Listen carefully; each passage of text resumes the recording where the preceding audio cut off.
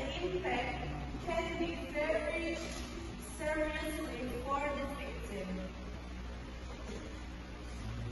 Each student walking to this school always carries their own personal stories. Some are struggling with family problems. Some are trying to recover from failure. Some lack self-confidence. And some simply need one time word of feeling better. Therefore, how we treat others better. Bullying does not only harm the victim, but it also creates a negative and unsafe school environment. School should be a place to grow, learn, and feel respected, not a place of fear or humiliation. I want to invite all of us to do three simple things.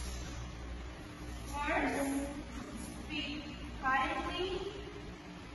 Words can be like a weapon, but they can also be like medicine.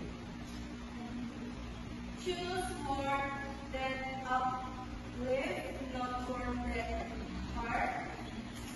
And the second, respect differences. Every one of us is unique.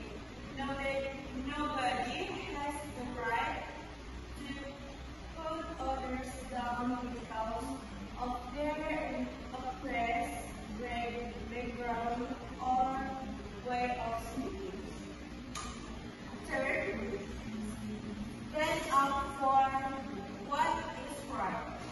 If we see someone being treated unfairly, don't stay silent.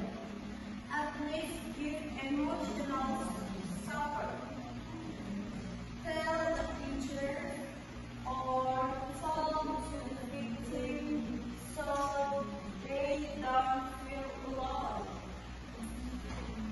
Dear friend, creating a positive school environment starts from each of us.